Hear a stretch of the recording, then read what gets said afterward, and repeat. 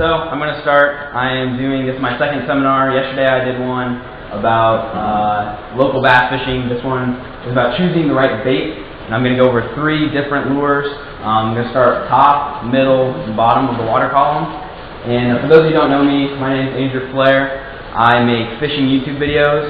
And so if you guys have any other questions besides what I go over today or what you asked, you can always check out my YouTube channel, and I do a lot of tips and tricks and bass fishing stuff as far as that goes. But that's who I am. I'm 18 years old, live in Omaha, Nebraska. So that's a little bit about me. Okay, so like I said earlier, I usually break things down into 3 categories. I like 3s. First one's going to be top. So these are going to be top water lures. The next one will be middle. Those are search baits. Those are the ones you throw and you bring through the middle of the water column. And the next one's going to be bottom. Those are the baits that you drag along the bottom. So starting with top, I like a hollow body frog. So if you live around here, you guys know in the summertime, it gets a lot of weeds on the lake, so you can look out and there's just moss everywhere, there's grass. That's when I like to throw a topwater frog. So I'm going to go over 3 modifications I do to that single topwater frog and talk about why I do those modifications and just basically different things you can do to help you catch more fish. So the first thing I do, I'll grab one. So when you get a topwater frog, this is what it'll look like out of the package. The legs are pretty long. It's soft. I'll pass this around a little bit and you guys can see it. So the first topic I have is long legs. So this is what I can consider long legs. So this has a long, the strands right here go long. This is what it looks like out of the package. Benefits of keeping it just like this, it's easier to walk side to side. When you have these long legs like this, it makes the lure walk side to side. If you guys use topwater frogs, that's what you want to do. You want to go side to side. It's called walking the dog. And that will help you if you keep those legs nice and long. They're acting like little rudders. Makes your frog go side to side. Next thing, the bigger presentation. The bass thinks these are legs. It looks like a big frog. So sometimes you want a bigger presentation if you're on bigger fish. You're trying to get a bigger bass to bite. Sometimes the frogs are bigger. So anytime I'm fishing stuff like this that imitates a specific forage, like a frog, you always want to match the hatch, is what they say. So if you're fishing and you see big frogs that are nice, long legged, you want to keep your legs just like this. That way, because the bass are used to seeing frogs like that. And you want to throw it on sparse vegetation. I don't like using frogs like this when the grass is super thick, because what happens is the bass thinks it can grab onto these and get the frog, but it can't because there's no hooks right there. You're not going to catch the fish. So my next point, it'll be about making the legs a little bit shorter. So if it's super thick vegetation, there's no holes in the grass, it's very, very condensed. I don't like to keep the legs very long. So anytime there's just little clumps of grass everywhere, like I said, it's easier to walk side to side. You get a lot of movement out of something like this. And this is just a video, so that has long legs on it. And I'll show you what I mean when I say walk side to side. So that it goes one way, you twitch it, it goes to the other side. It goes to one side, twitches to the other side. So when you keep your legs long, this is what it'll look like. You keep the frog in one place, and you move it a lot. So, that's what I mean by walking the dog. So when you cut the legs super short, it's harder to do that. When you keep the legs long like this, it's very easy to do something like this. And the benefits of doing that is you keep your frog in the strike zone longer. So normally when you get bit on a frog like this, it's about the banks here, and that's the end of the strike zone. You want to keep that frog in that zone as long as possible, right up against the bank. That's where you're going to get bit.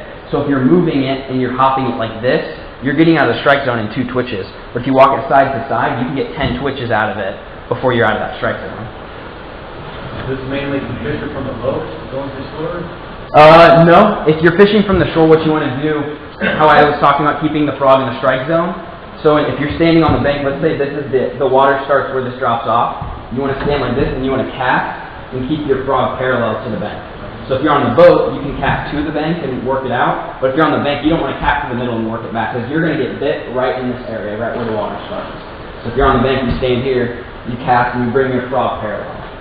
And that goes for any type of lure in general. You never want to just cast in the middle of the lake and bring it in. You want to cast at some form of an angle, bringing it up to the bank. What time of year? For frogs? Time of year for frogs, you want to do when the water's warm. Usually after the spawn. So that's like, I probably start throwing a frog in May and stop in September. So any time during that period, you can always catch fish. Okay, yeah, so just warm water, and that's top waters in general. You always want to throw around warm water. Like right now, even if the lake's open.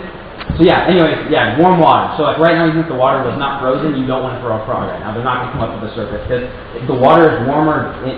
Right now, the water is warmer deeper than it is shallow. But once it starts to turn spring, shallow water heats up quicker than deep water. So you use the same frog. It's not the same frog, but it looks the same. And that has a short legs, something like this. So the frog that I was passing on earlier had legs right down here. This is how I throw with the frog 95% of the time. I usually don't keep it with long legs like that for a couple of different reasons. It's a smaller presentation. Although we have big fish in Omaha and Nebraska in general, this is just a smaller profile and you're going to get a lot more strikes on this. So if you're going for that trophy bass, you might want to stick to something like this. But if you're looking to have a fun day with the grandkids or whatever, you want to trim them down to something a little bit smaller like this. Less short strike. What a short strike is when the bass jumps up and hits that area of the frog right there. There's no hooks. The hooks are right there. There's no hooks there. I'm sure if you've thrown this, you've gotten short strike. I've gotten short strike thousands of times. It's when they just grab the tail, they pull it down, and it comes back up. The shorter your legs, the less short strikes you're going to get because if they think that's the start of the frog, they're going to get the hooks the first time that they jump at it, basically. And then like this one I said, you don't want to throw in thick vegetation. This one you do. And the reason why you want to throw it in thick vegetation is because if it's coming over the top of mats or weeds, stuff that's super thick, it's not, like I said, they're not going to hit the legs as often as they will actually getting hooked. It all comes down to the bass eating the whole lure or not eating the whole lure. That's kind of where I'm getting at with all this is it's just a lot less short strikes when you're using something like this. Make sure I'm not missing anything. And then another thing with frogs is you bury your retrieve. I'm sure that's the question that's going to come up is some people ask me, do you throw it out there, do you twitch it and let it sit, or do you move it quickly? I let the fish tell me what I want. I'll throw it out there and I'll move it quick. I'll twitch it a lot like you saw in that video how it's going side to side. That's how I start off the day normally. And then I will slow down, do quick a twitch and maybe let it sit for 30 seconds or something. And then one other quick tip before I move on is you can add rattles to it. That's something most guys don't do.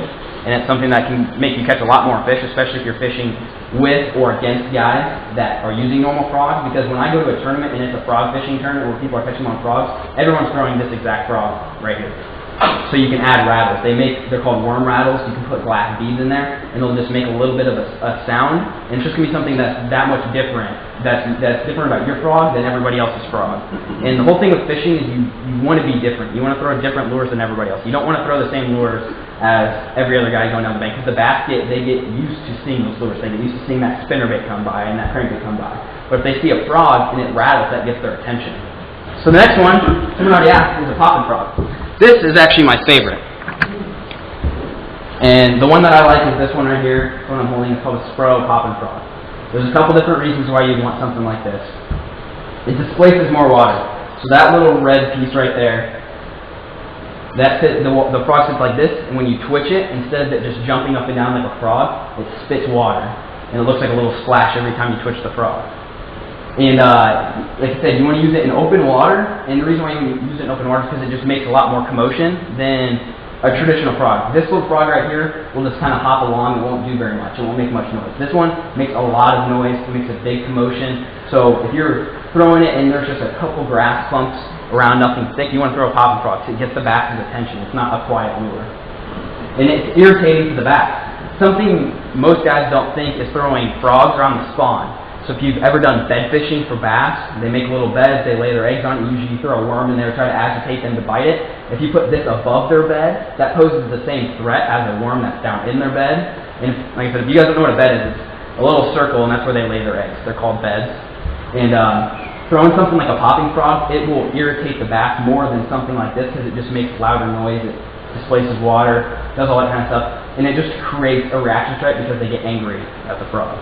So if there's any times where that frog's not working, I usually go to a popping frog. Another thing is if it's windy, and you still want to throw a frog, because I like throwing frogs. Like I throw this, I don't know, 5-6 months out of the year, and even if it's not ideal frog conditions, I always throw it. And it's just one of those deals where if it's windy outside, it just makes a lot more noise. That's something with bass is if it's windy, they can't hear, and they don't have the senses as if it was calm. I mean, it's the same thing for us. If it's windy, you can't hear as well. It's the same thing. So if it's windy outside, you want to throw something like a popping frog. And then colors, it's another question I get asked a lot. I usually stick to stuff like this, that one right there and that one right there. just natural colors. You can't go wrong with black or natural.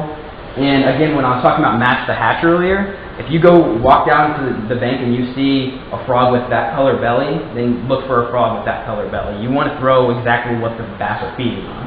And that goes for anything. That can go for crankbaits, that can go for jigs, if it's the color of the crawfish, the color of the crappie, the bluegill, whatever. You basically just want to match the hatch. And one that's just kind of a surefire is black, because black just it's not out there. It just looks natural. It's not a crazy color. So that's what I've got for frogs for you guys. What questions do you have? What rods and reels do you use? It depends. Usually, it depends on what I'm fishing. A good rod is usually 7'2" or 7'5", somewhere in between there. Fast action, heavy. I like using heavy rods because when you're throwing it, you get a fish and it's down in the grass clumps, vegetation, stuff like that. You want something very powerful to get it out. Reels, bait casting reels, of course, and 7-to-1 gear ratio. And then line, 30 to 65 pound braid. Depends how thick the vegetation is. If I'm fishing kind of open water, I'll go 30. If I'm fishing thicker stuff, I'll go to 50 or 65. What about fishing buzzbaits and spooks and hoppers and stuff in the summer? Shit, I came to my seminar yesterday. I'm just kidding.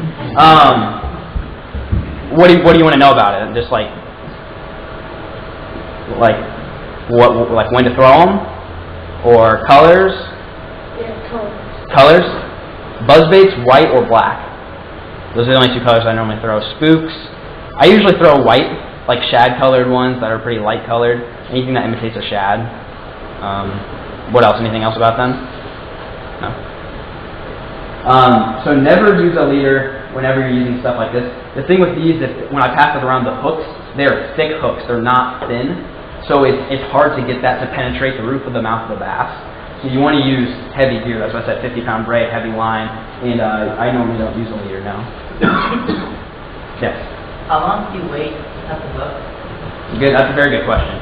It's usually a couple seconds. What I tell people that are learning is when a frog hits, in your mind, set the hook. And the time it takes you to say that, that's how long you need to wait. It's like 2 to 3 seconds. But you kind of lose track of time when your heart's racing because you just got hit. So when you get hit, I mean, when I said that out loud, I did a hit and I go, set the hook. And I'd set it, and that's when I would catch the fish. Usually a couple seconds.